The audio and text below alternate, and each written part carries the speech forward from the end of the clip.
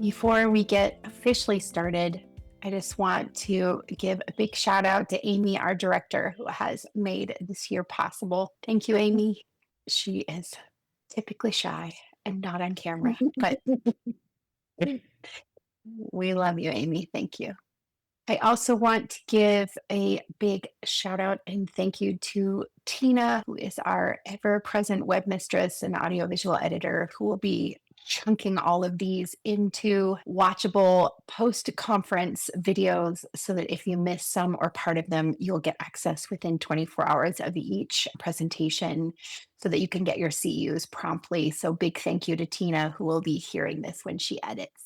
And of course, to Chitna, our co host this evening. Thank you for being here, Chitna. And thank you for being one of the presenters tomorrow. So appreciate you. Just remember that every session that we have does have CEUs, and you do need to fill out that post test in order to get those CEUs. They do not automatically happen if you just attend. So you need to verify attendance with completing your CEU form, and we will have those for you at the end of this session. Welcome, everyone. So glad to have you here. And of course, before I get into today's subject and content, I do always open these conferences with a founder's address. It feels important to take stock of where we've gone and where we're going and all those things.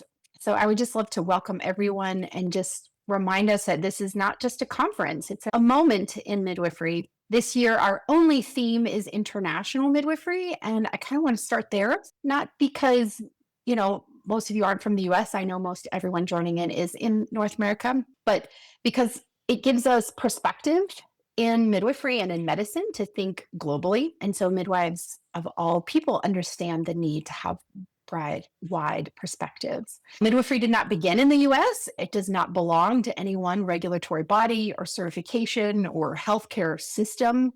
It's older than borders, older than hospitals, older than medicine even. And at my very first founder's address in 2022 at the Midwifery Wisdom Conference, I shared about an incredible rebirth from terrible sickness that I had gone through in 18 months of being bedbound. I had learned so much about myself and the nature of reality and what I was here to do on this planet with the incredibly precious time that we have. And I shared a piece of wisdom, and it felt like the most profound piece of wisdom I had learned in my descent and recovery. And it was simply this. I finally stopped asking for directions from people who have never been where I was going. And I really spent a lot of time reflecting on this apropos midwifery. You really can't learn to unpack your white privilege from people who are racist. You can't learn inclusion from people who are transphobic. You can't learn compassion from people who are judgmental. You can't learn to center women from a misogynist culture. You can't learn work-life balance from workaholics. And you can't heal trauma by studying the perpetrators. You can't learn to make money from people who don't have any. And you can't learn to heal yourself or others from institutions that are committed to keeping people sick. And we are living in very strange times. We're trying to keep alive an endangered ancient body of knowledge. This profession is really different than any other walk of life. And from personal experience, I know that you can't rest your nervous system when it's always wired for fight, flight, fear, freeze, fawn. You cannot create real safety when you yourself are threatened. I want midwives to be inclusive and compassionate. I want them to be healers and leaders. I want midwives and this body of knowledge to be safe and secure. I want midwives to make enough money to really make a difference in their lives and the lives that they touch. And I want midwives to have time, so much time, that they can reflect on the past, present, and future. They can reflect on where they've been, where they're going, and where they've never even been. And when we are clear, we can better know where we're going. Around the world, midwives have always adapted to context, war zones, rural villages, cities, colonialization, collapse, resurgence. Midwifery survives because it changes shape. It survives because it's relational and embodied and responsive. And yet in the US, we often practice as if there was one version of midwifery, or maybe two versions that are kind of against each other. And this one way, this one model this way of organizing our lives around the work as if it's the only possible way. And I just want to remind everyone it's not. I know this not just like intellectually from studying the research, I know this very personally because last year I attended my very final birth. And I thought leaving midwifery was going to feel like loss, like I was walking away from something really essential that had defined me for 25 years. But instead, it felt like my nervous system finally exhaled. For the first time in decades, I wasn't on call. My body wasn't bracing for emergencies. I wasn't holding the emotional weight of other people's biggest days and hardest moments. I didn't realize how much of myself I had given away until I stopped that process. And so the year after I retired, I moved more than I ever have. I traveled because I finally could. I sailed 5,000 nautical miles last year through 6 different oceans. I crossed borders into 25 different countries. I started a travel club, healed a bunch of trauma, and I drafted my very first full manuscript, which I'm deeply editing this year. Leaving midwifery left my days fully open. It left me open for curiosity instead of responsibility. And for the first time, my time actually belonged fully to me. What surprised me most wasn't the freedom, it was the capacity. Without the constant vigilance, my creativity came back online. My thinking got sharper. This was also due to carnivore, so DM me if you want more details about that. But my joy got louder. I didn't need to replace midwifery with another identity. I let myself become whole again, not just whole within a role that I was functioning in.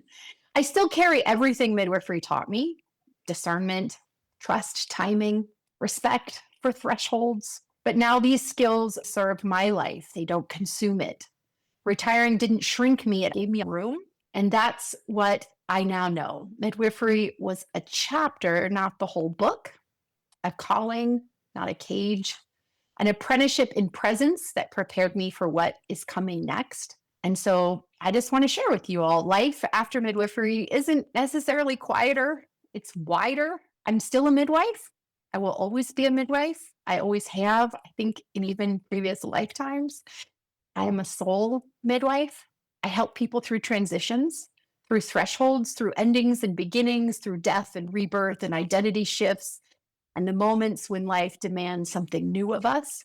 The work doesn't really end now that I've stopped being on call. In fact, the work clarified. Like, I know more who I am and what I'm meant to do. And so I want to talk today a little bit about life after midwifery, as you currently know it, because no one really talks about this, and the silence is actually costing us all. For decades, midwifery, especially in the US, has been practiced as a total identity, not a profession, not necessarily even a calling, but a consuming, all consuming role. We normalize being on call 24/7, 365. We normalize exhaustion. We normalize missing our own lives. I know I did it, and I've seen countless other midwives do it. We tell ourselves it's noble. We tell ourselves it's necessary. We tell ourselves this is just what midwifery demands. But I want you to pause for a moment and reflect, not really theoretically, but really honestly. Think about this. How many divorced midwives do you know? How many midwives do you know who live far from their children emotionally, if not geographically? How many midwives do you know who have been in a serious car accident or even died coming home from a birth? Yeah. And I want to say this really gently, but really truthfully.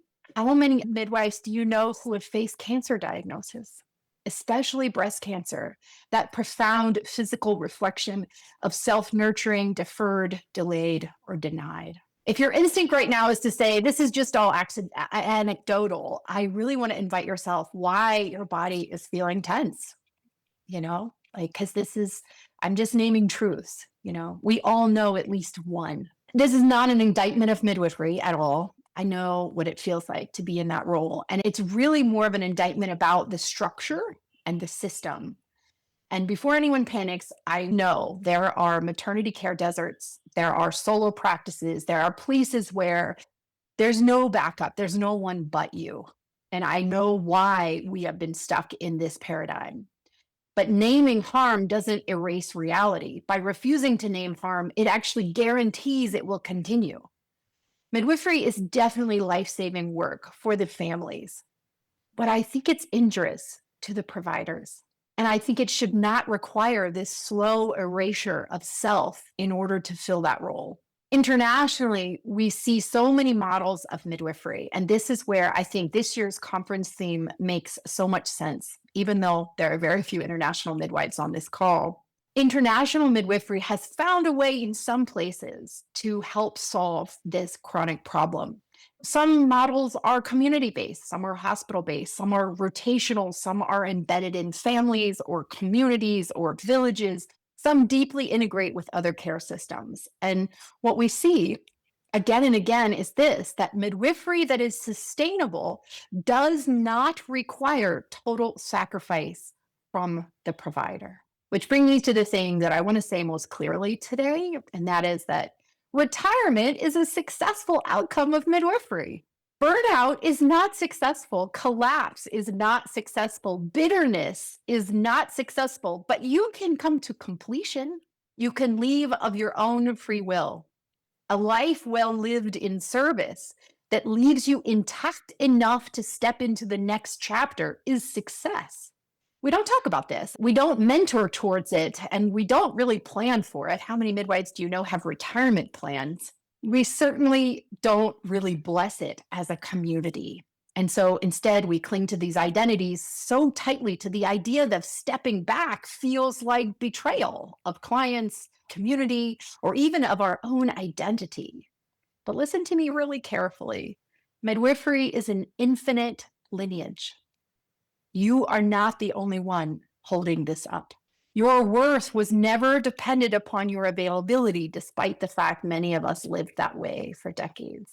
You don't need to disappear into this work to prove your devotion. One of the greatest harms of modern midwifery culture is identity fusion.